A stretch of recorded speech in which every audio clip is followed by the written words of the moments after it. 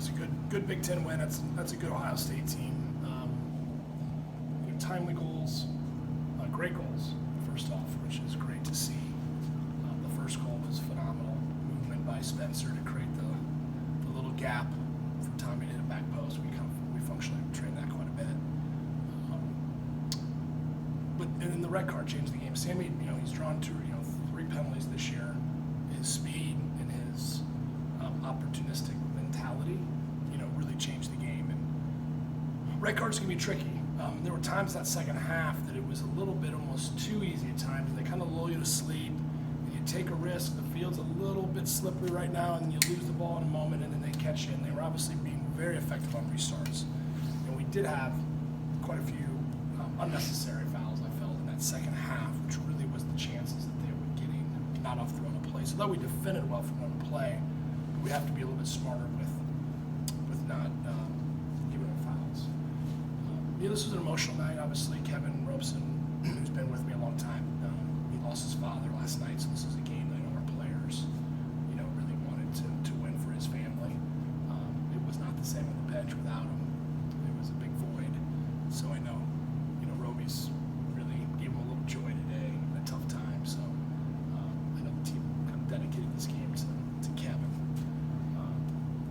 But I know Ohio State, they're not an 0-4 team of ability. That's a really dangerous opponent for anyone in the Big Ten. So they're going to get some wins, and obviously Brian's a good friend of mine, and I feel for him because his team it's a good side. They're just not able to get timely goals, and they've obviously made a couple mistakes. But I think things will flip for them. Question. You mentioned getting the 3 goals. It'd be one thing just to get 3 goals, but to get them with the way you got them, good goals. How important is that for you guys moving forward? Well, I said after the Trine game, we had a handful of fantastic goals that I think scored in the game. The scoreline makes you think, it's just an easy fest. And I think that was huge for us because you watch us functionally train and practice. This team can finish. Tommy's finish, that's not out of the ordinary on what we see every day. And once Vic got unlocked a bit, and obviously Malone getting a goal tonight, the way he scored it, it wasn't a gimme tap in. And then just our movement on the last goal, and obviously getting Lawson involved in the attack is a guy that we want to make sure we keep his minutes strong.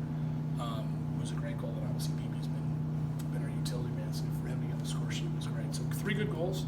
Roman made a couple big saves, which you're going to have to do against a good team, and we're just really happy with 3 points. And we move on to the next Big Ten game, which they're all challenging in different ways. I actually wanted to ask about Roman. It kind of feels like he's gotten a lot less talk this year after what he did last year and everything, but he's been so solid, especially tonight. He came up with a lot of big saves. Just how huge is he, and the team really seems to rally around him now. Yeah, Roman is another one that the first half of the season, he hasn't given that many goals in years. He's only been here 2, but it was rattled him a little bit too. So the whole group, between the scoring or the lack thereof, and some goals against, and some of them were self-inflicted, you start to have some you don't use instincts. You're second guessing some movements and decisions. I think now he is in rhythm. His command of his defenders is fantastic. His communication tonight on through balls and how to help with seconds and how to body guys, because they were pretty direct, and we had to be really good on how we shielded and let him make plays or let him stand the line. And he made the 1 or 2 saves that you need a big keeper to make. So I also feel Roman's getting back into his best form. So some good things for our team right now at this point. So I'm pretty pleased.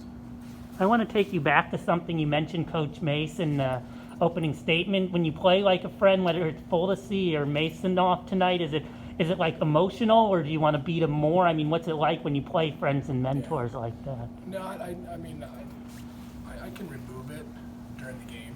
It's just it's Ohio State. I'm not beating Matt Fuldesy, or we're not beating Ryan Mason off. It's, we're playing Ohio State, and they just happen to be on the staff, and I can remove that piece. Not easy, but you have to kind of consciously do that. So I act, I think, pretty similar to the way I would in a game, and obviously after the game, it's, we'll talk more in the days ahead. It's obviously not easy right after, no matter what.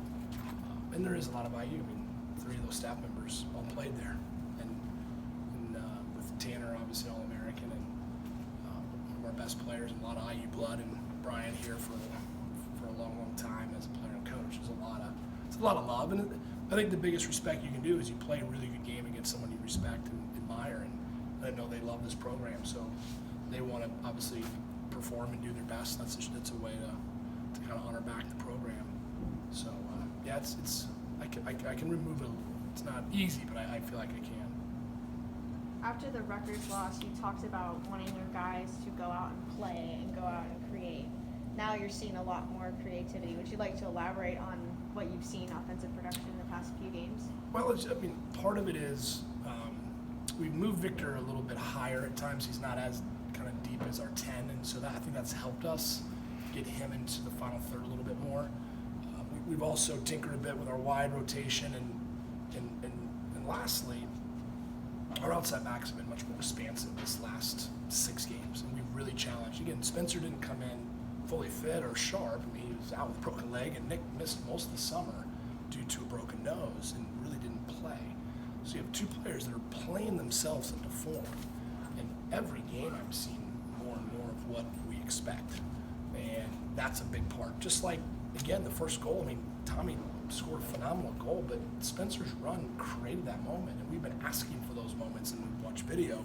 Where's the run? Where's the movement? Where's the early serve?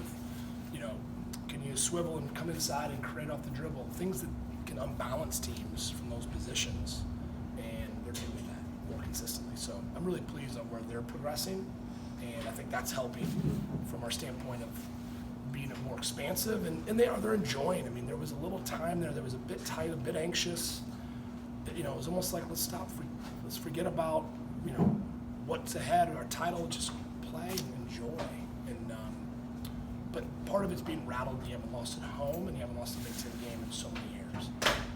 It's no different than our 17 team who we gave up 4 goals in the regular season. I think the 3rd goal was against Wisconsin, and we had a shutout streak that was a monstrous amount of minutes. Don't know it. And it was like whatever goal we scored, I knew would rattle that group for a minute, and it did.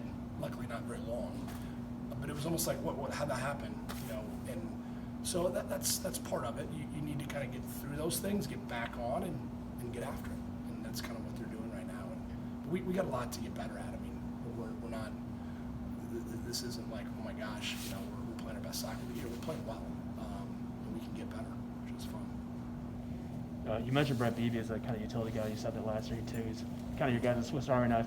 Curious, what role do you see him in? Because there's some games where he doesn't get a lot of minutes. Tonight he played a lot. And obviously he can play a lot of different roles, right? Yeah. Well, I think you saw tonight we used him in a role that we haven't. That was wide at midfield. So we're trying to get him as many minutes, and also because he's very explosive on the flank. And we felt this team was big, so we wanted to get another guy in the field that could handle some of their restart matchup challenges for us. So putting Brett wide in midfield is probably a new thing that you guys haven't seen, and we haven't really experimented much in training. It's not much different than wide back, except his help side defense is a little different, but he's also tucking the midfield, which that will help us. So that's another creative way to get him into the rotation.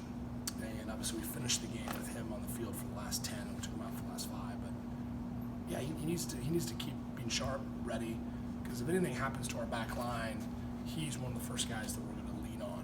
So we can't put him on the bench for 5 games in a row and expect him all of a sudden to be in his top form.